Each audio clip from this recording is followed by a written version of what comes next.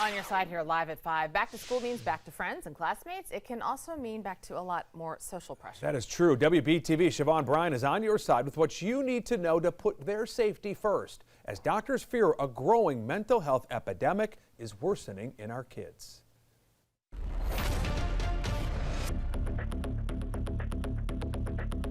Ishika Vij was just 12 when her anxiety started.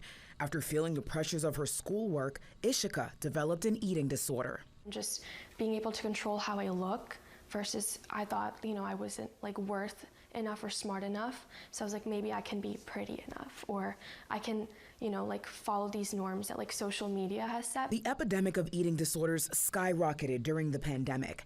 Isolation and social media overexposure being big triggers. Added stress now coming from going back to school.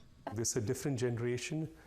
Their ability to cope with things is way different. They're all resilient, but I think they're just exposed to a lot more things much earlier than we ever would have thought. There's social pressure, there's academic pressure, there's appearance pressure. Rebecca Iyer is with Project HEAL, an organization focused on creating equitable access to eating disorder care. Less than 20% of people with eating disorders ever access treatment due to exorbitant costs, prohibitive insurance barriers, and systemic biases about who has eating disorders. Leaving many, especially minorities, often underdiagnosed or ignored.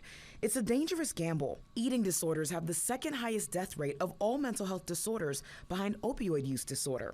For Ishika, she says it was only when she had thoughts of suicide that her parents began to believe the reality. A lot of parents have the not my kid attitude.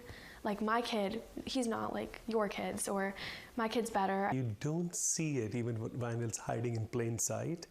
When you look back, you see the symptoms and you could say, hey, these were all there. But while we were going through this, we just didn't realize it. Knowing the signs is the first step. Experts say parents should keep an eye out for a sudden drop in grades, self-isolation, a short temper, and changes in eating or sleeping habits. Clinical psychologists say girls in distress tend to collapse in on themselves, while boys in distress tend to act out. And as simple as it sounds, getting feelings out can lead to relief. Many experts also suggest parents delay and limit your child's access to social media. After months of intense therapy, Ishika is now in recovery, and the family speaks openly about mental health. Your job as an adult, as a parent, is to be there for them and support them, and creating a positive support system, even if you don't completely understand, it means a lot, and it can be a really big impact on their lives. For Safety First, I'm Siobhan Bryan, WBTV, on your side.